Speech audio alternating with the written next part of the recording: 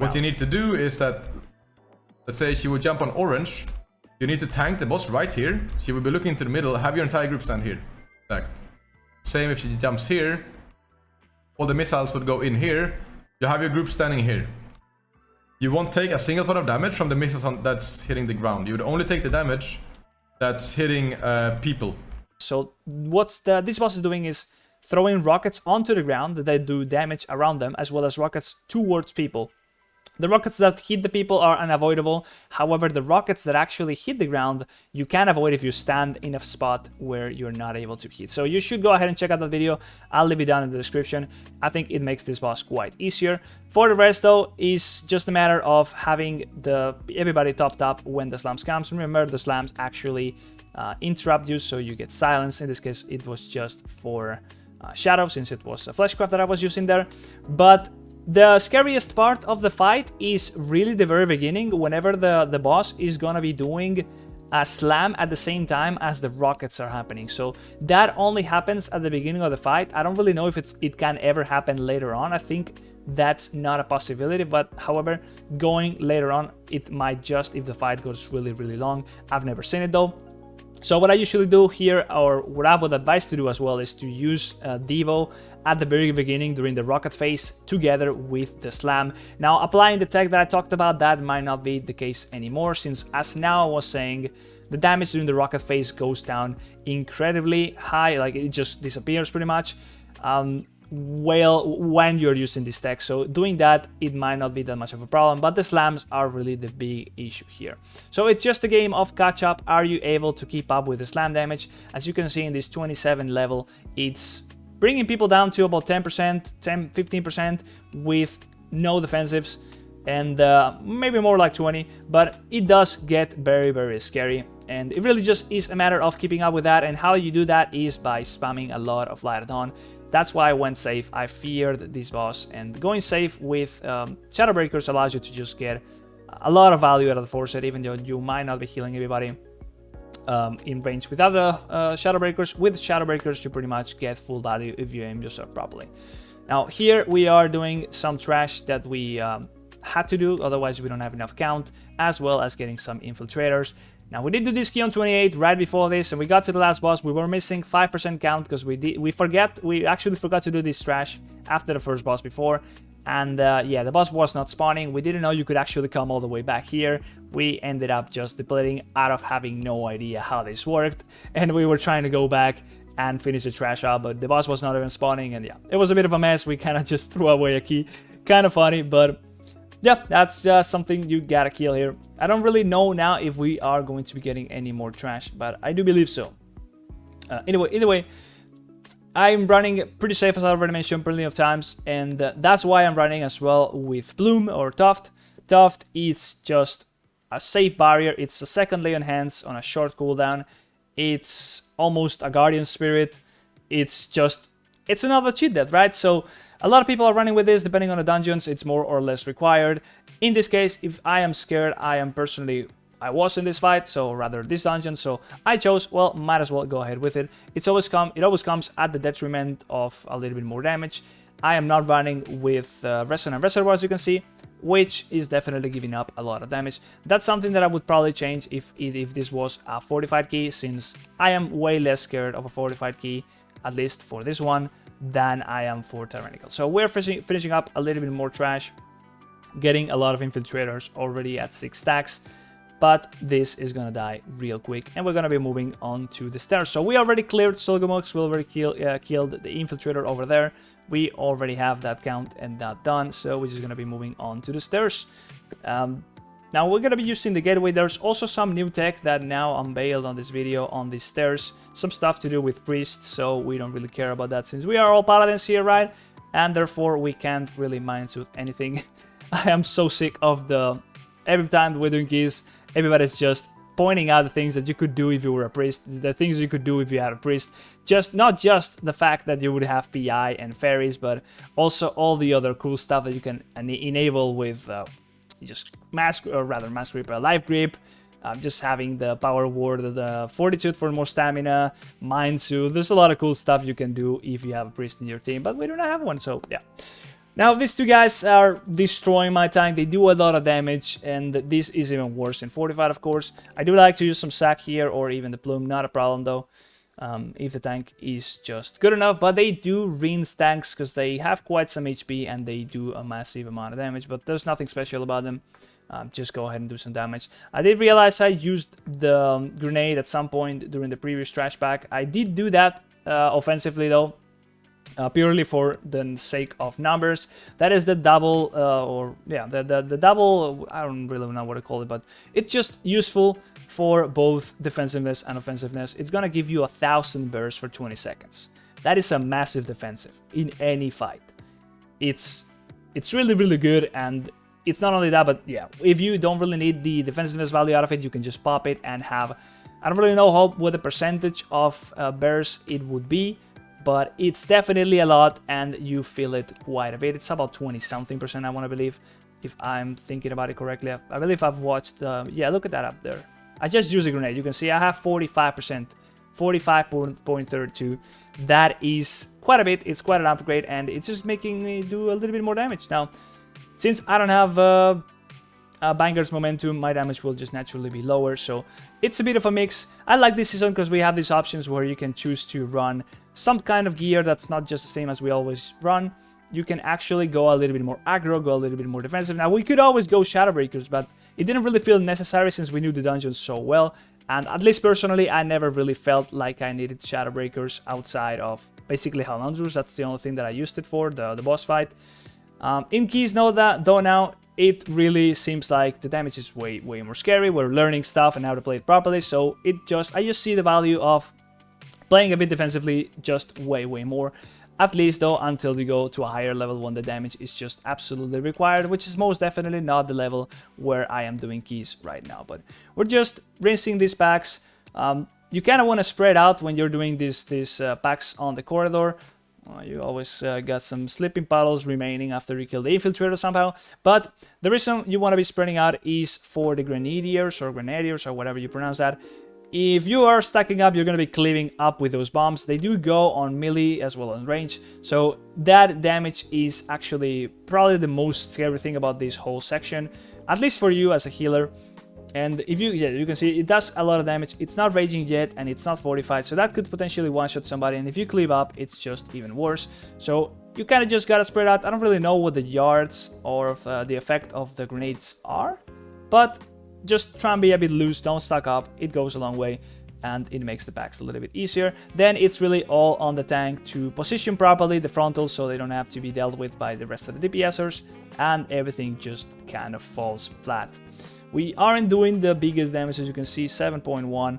I do believe the overall is going to be kind of cool, but not the greatest, and it's really all just about survival, as I already mentioned. And probably the scariest part of the trash in the whole dungeon is always going to be the Hulk. We are taking it very slow, but the Hulk is where the damage will be coming for the tank. It's not fortified, but this is a double enrage situation because we have the Hulk stacking up. The thing about the Hulk is he stacks up an increased damage done, and it will just be over time rinsing the tank as well as getting its own enrage mechanic. So yeah, it's kind of double the amount of damage over time is just going to be stacking up on this guy with those effects proccing the stacks and the raging. But overall, though, it's not the worst when you're doing a Tyrannical key as we are doing here. And we just remain one single pack, or just one single pack remaining before we go on to the boss. I did see as well on the Now video, they do use some of the old Warlords or Draenor tech that I never used myself. I was not really in that kind of echelon when I was playing the game back then. But there is the chance of actually routing past or invis spotting past everything, every single mob here. And somehow, I don't really know how, but if it's just as easy as walking in, but you can start the boss fight immediately, and once you get the boss down to 60%, the tank goes back all the way, pulls all the trash in the corridor, and then goes back to the boss room as it's opening up, so you got all the cannons and such, and the trash is starting to spawn for the boss fight. And you kill one of the gunners, you get the ammo out of the gunner, and you're gonna have to stun, or rather just root the mobs that are following you, or the tank rather, somehow as you are killing the gunner, so you can then get the ammo and use the ammo from the cannon to kill the trash. So that is usually what they used on the challenge modes back in Warlords of Draenor, I want to believe. And it's also something that might not be very viable on the high keys, but I do want to try out.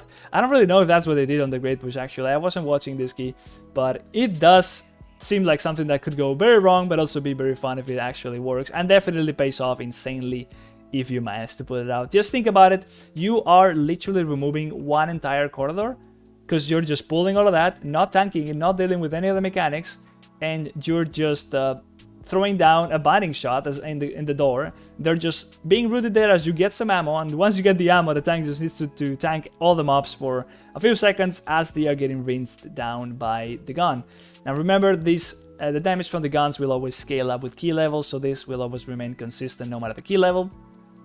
I don't really know if the mobs would die quick enough though. It didn't seem like they died quick enough on Now's POV, but this fight has nothing really too special for us Holy Paladins. There is the thing about the ranged players being able to stand on the entrance. There's the space in between the wagons. The ranged players can stay there and they don't need to move away out of the grenades that are being thrown out towards them.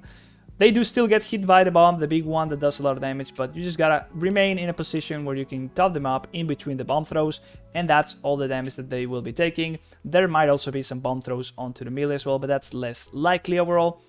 And for the rest, yeah, you just get to this phase and it's a matter of cleaning trash.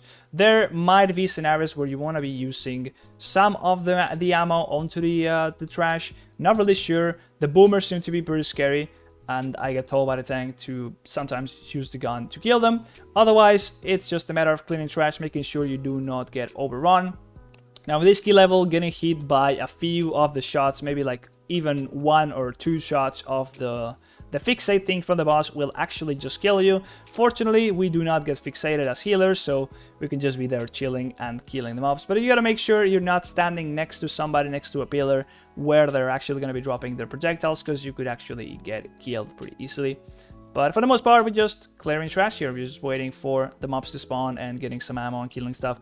Not the worst boss, not the best boss. I don't really mind it too much. I think it's kind of cool, all these ammo mechanics and the choices you have with them, but overall it just ends up being kill everything quickly and just nuke down the boss with all the ammo you accumulated that you didn't need for the trash. So you can see here we're using the projectile. I do believe we got another one soon enough, and there's the boss coming out, and we just got a bunch of shrapnel. We can use the cannons, that's what I meant. The shrapnel is what you can use also to kill the trash if you do what I mentioned about now. And the boss just falls down as you have all the ammo. It just does a lot of damage and the boss almost kills itself. But it is kind of cool, as I said.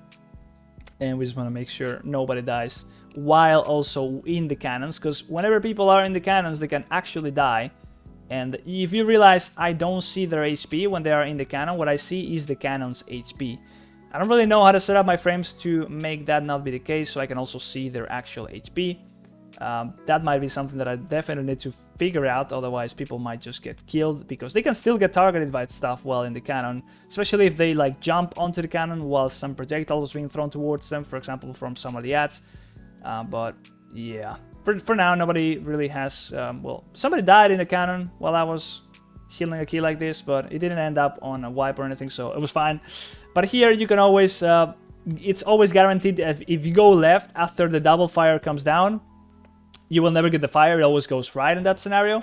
So yeah, that's a rule you can think about when you are approaching this little section of the train, that if you go left, then you will not be, you know, getting the fire on you.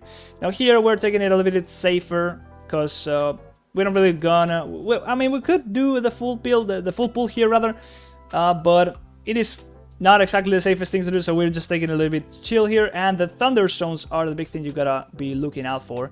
So whenever the thunder zones are coming, that's when you need to be moving. You kind of can look at the mob, the seers, and figure out who they're casting the thunder zone on by the way they're looking at or where they're aiming it at. So if you look at that direction, you could figure out, oh, well, that's going onto my ranged player. Oh, that's going onto somebody that's standing over there. So you know, in a way, that you can move to a side and you will be completely fine. Otherwise, at least don't remain still just in case it's on you.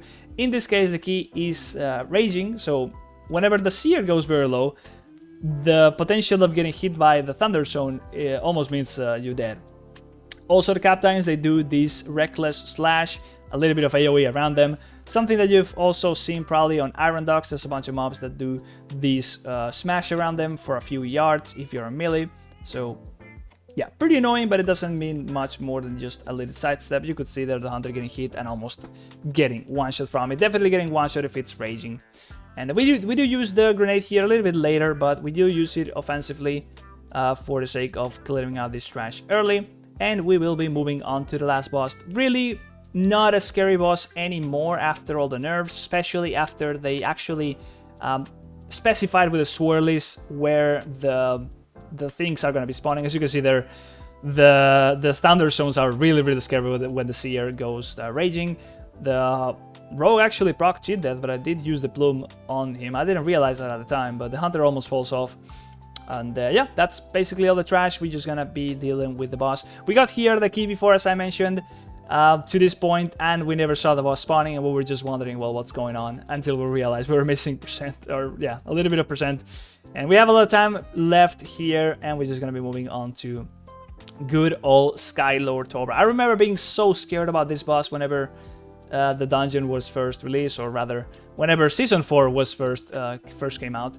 And yeah, I was just hitting way harder, and just guessing where the thunderstorms was gonna be was just crazy. But we are just trying to, you know, move out of the freezing traps as well as bait the spears, not towards the ranged players, but it's just a matter of stacking up and looking at where the spears are going, making sure you're not standing on any of the swirlies as they spawn. And since we are using Shadow Breakers, and this really is also one of the big reasons why I was using Shadow Breakers, is aiming ourselves towards where the ranged players are, in this case towards the entrance, so that we can then hit them with our Lights on. So we can use the Vanquisher's Hammer to have a big catch-up button, almost hitting everybody. More often than not, I will not be hitting melee rather than the range because of this same thing. So here, I am aiming myself towards them. Some of them melee go the other side, I don't hit them, but at least I know that the ranged players will be completely safe. And we are rotating some defensives here. I did use Personal on the first one, I think I used Devo on the second Breath, I believe. And we're just going to be trying to have something for each one of them. Now here I used the ball, or rather the bomb or the grenade, and I took almost no damage out of the Breath because I do have that resource. Also, Fleshcraft being a big resource for defensiveness here.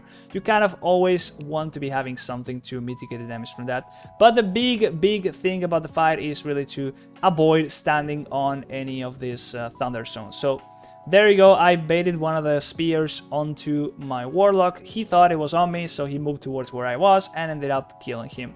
So that's why you don't want to be standing around there. You want to be standing where the spears will be going away from their range, so they don't actually have to think for themselves like they like doing. But yeah, we are just going to be rinsing the boss. Things are ramping up more and more as more thunder zones are spawning. There is little gaps in between the swirlies, so even if it looks pretty scary, there is times where you can stand in between the swirlies, so there might be gaps where you don't think they are. And it really just comes down to the awareness of where the traps are, as well as where those swirlies are going to be ending up spawning. So you can indeed clear the traps with freedom. However, the range of the traps blowing up is scary enough that you might not want to be doing this unless it's extremely necessary. If you do run into a bomb with freedom, you will take no damage, but people around you will, because the bombs do trigger an effect around you as well. So you can use this for ranged players if they are, you know, the ones. You don't have too many ranged players. They usually have enough space because there's less ranged players than melee players usually. And then they can go ahead and clear some of the traps around them. Otherwise, you can also try and do this, but I definitely not really thinking about doing that too much anymore, because I ended up having some bad experiences with it and probably just not too worth it. But you can have pretty bad scenarios where you end up absolutely cornered. You have traps everywhere. The thunder zone is just everywhere. We just used the grenade once more here. I took about 30% of my HP in damage, and I end up getting one of these dots, but grenade on top of everything else makes me take absolutely no damage from the dot. And yeah, that's it. That's the key. We ended up two-chesting it. As you could see, it was quite scary, mainly the first boss, but that was about it. It's just a matter of getting over that hill. And I really hope you enjoyed the video. Hope you found it useful, and I'll see you in the next one. Bye-bye.